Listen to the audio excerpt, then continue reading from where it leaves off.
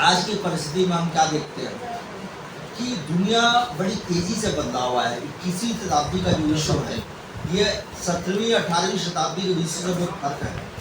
21वीं शताब्दी में जो आविष्कार हो रहा है और जो तकनीकी विकास जो हुआ है यह अभूतपूर्व तकनीकी विकास है।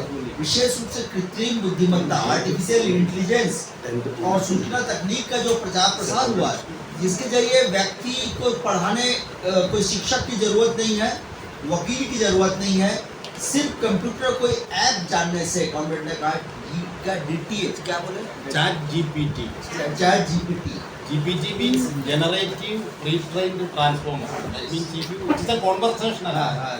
तो GPT जो ऐप आ गया, ऐसे ऐसे आविष्कार हुए हैं जिससे घर में बैठे बैठे ही सबकी अदालत में मुकदमा दायर होगा, बच्चों को पढ़ाया जा सकता है। आपको मालूम है वर्चुअल क्लास के जरिए ऑनलाइन सारी चीज़ें। तो ऐसे हालात में इतने तेजी से तकनीकी का विकास हो रहा है कि हम पहले जैसे दुनिया नहीं रही है। अब तकनीकी का लाभ कौन उठाता है? कॉरपोरेट, धन्ना सेठ, जो लोग धन कुबेर हैं, जिनका सब संसाधनों पर उद्योगों पर कब्जा है, वो लोग इस तकनीक का सबसे ज़्यादा लाभ उठा रहा है। सबसे ज़्यादा शोषित पीड़न का शिकार मेहनत का स्वर्ग हो रहा है पूरी दुनिया का। ऐसे हालात में दुनिया के 1100 प्रमुख बुद्धिजीवियों ने सबसे पहले उन्होंने कॉरपोरेट कंपनी को लेटर लिखा। जब उन्होंने नहीं सुना तो वो दुनिया के प्रमुख सरकारों को पत्र लिखा कि ये जिस तेजी से तकनीकी विकास हो रहा है, आविष्कार हो रहा है, इसको भी रोक दिया जाए। इससे रिसर्च वगैरह जो हो रहा है इसको कम से कम कुछ साल तक 60-70 साल तक नहीं रोकेंगे तो भीषण बड़ी आपदा आ जाएगी। क्या आपदा आ जाएगी? ये सबसे बड़ी जो समस्या है आपका कि जो अब सूचना तकनीक के क्षेत्र में सॉफ्टवेयर इंजीनियर है, ऐसे लोग जो भी काम करते हैं, मोटा पैसा मिलता सकता है, बड़ा खुशहाल जीवन है। एक दिन पता चलता है कि आपको मानने की ज़रूरत नहीं है, क्योंकि सूचना तकनीक का जो क्षेत्र है, आर्टिफिशियल इंटेलिजेंस और ये सारा चीज़ जो है, इस क्षेत्र में अचानक कोई मंदी आ गई, कोई समस्या आ गई तो हमको आपकी ज़रूरत नहीं है। तो मोटा पैसा कमाने वाला आदमी बैठ जाता, तो आम मजदूरी का भी साथ है। इस भीषण बेरोजगारी में ये और बढ़ रहा है क्योंकि कॉरपोरेट का मुख्य उद्देश्य है बेलगाम शोषण और मुनाफा अर्जित करना। उसके लिए आम जनता का जीवन से मतलब नहीं है, कोई मानवता से मतलब नहीं है, उसको कोई इंसानियत से मतलब नहीं है, ह्यूमैनिटी से मतलब नहीं है। तो इसीलिए कॉरपोरेट का जो है अमानवीय लूट, ये इसको रोकने के लिए दुनिया के प्रमुख बुद्धिजीवियों ने पत्र लिखा है ना, लिखा है। उसका कोई अभी तक तो असर नहीं पड़ा है, लेकिन कंपनी का मालिक ने नहीं सुना तो सरकारों को पत्र लिखा। हम लोग देखते हैं कॉमरेड कि दुनिया में अब हम अगर देखते हैं कि मार्क्सवाद से बाकी विचारधारा का फर्क क्या है, या साम्यवाद से। देखिए, साम्यवाद के पहले भी राजनीतिक पार्टियां थी, जैसे टोरी था इंग्लैंड में। अमेरिका में हम देखते हैं कि आपका कंजर्वेटिव, ये क्या बोलते हैं, आपका डेमोक्रेट है, रिपब्लिकन है ना, ये पार्टियां थी। और भारत में कांग्रेस पार्टी या इस प्रकार की कई, इंडियन नेशनल कांग्रेस जैसे कई पार्टियां रही। लेकिन इनसे फर्क ये है कि कम्युनिस्ट पार्टी एक अंतर्राष्ट्रीय पार्टी है। कम्युनिस्ट एक देश का नहीं है। बाकी जो देश की पार्टियां वो बुर्जुआ पार्टी है, पूंजीवादी पार्टियां हैं, वो एक देश के तहत सीमित है। कम्युनिस्ट का दायरा पूरी दुनिया का दायरा है। कम्युनिस्ट का शुरुआत होता है अंतर्राष्ट्रीय लाइन्स। इसलिए हमारे पार्टी प्रोग्राम में आप देखेंगे क्रांति का पद जो दस्तावेज कोड में जो स्वीकृत किया गया है, सबसे पहला चैप्टर हमारा है अंतर्राष्ट्रीय लाइन हमारा क्या है। तो इससे क्या पता चलता है? इससे पता चलता है कि मार्क्स और एंगेल्स 1848 में जब कम्युनिस्ट घोषणा पत्र लिखा, उसमें लिखा दुनिया के मजदूरों एक हो।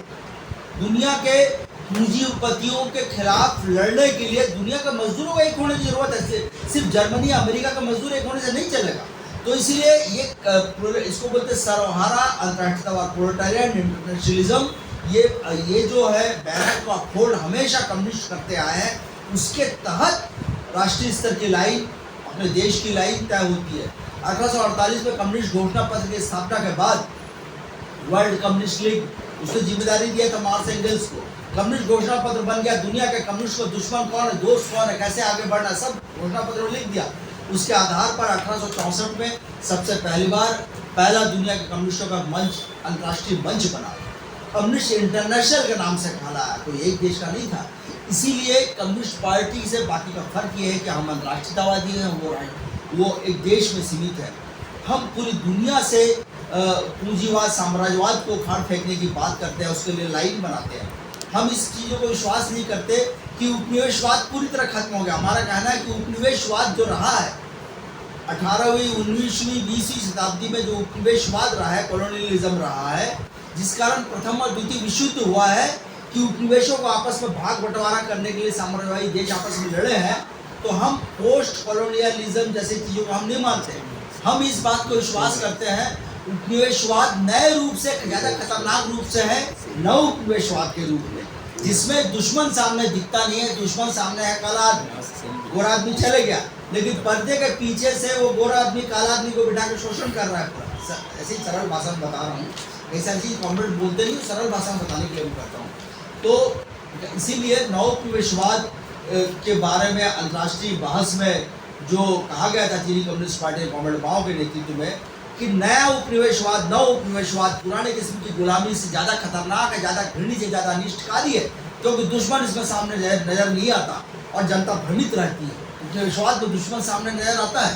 तो ऐसे हालात में हम लगातार नव उपनिवेशवादी शोषण के खिलाफ संघर्ष कर रहे हैं और हमारा शॉर्ट में बोल देता हूँ आपका सेकंड पार्ट। हमारा जो नवा पार्टी महासम्मेलन जो हुआ था भुवनेश्वर में, वो एक मील का पत्थर था, जिसमें हमने ये कहा कि हमारा देश नवोपनिवेश रूप से निर्भरशील देश है। इसका मतलब है हमारे देश को आज़ादी पूरी सच्ची नहीं मिली है, इसका मतलब ही तो यही बात है। लेकिन 10वां महाधिवेशन में एक समझौता हुआ हमारा, क्योंकि जो लखनऊ में महाधिवेशन हुआ उसमें एक समूह हमसे आके जुड़ा, जिस समूह ने भी फूट पैदा करके सब अलग हो गए, जिस कारण बहुत अफरा तफरी बनी कोझिकोड के महासम्मेलन में।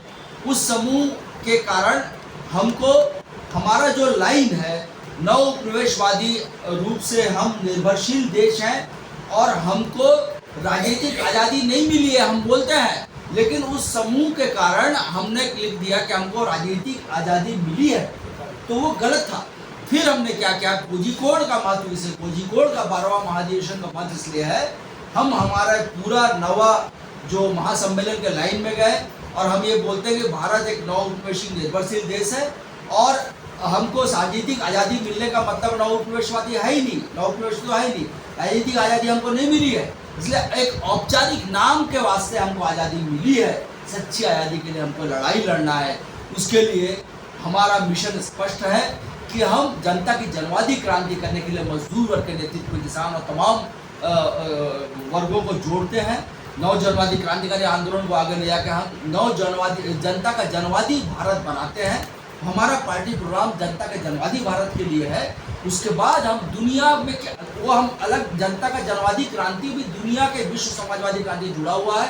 जैसे ही हम जनता का जनवादी क्रांति करके नवजनवादी भारत बनाते हैं, हमारी जिम्मेदारी और बढ़ जाती है पूरी दुनिया से साम्राज्यवाद फासीवाद प्रतिज्ञा को खाड़ कर फेंक कर विश्व समाजवादी क्रांति को सफल बनाना। यही कॉमरेड्स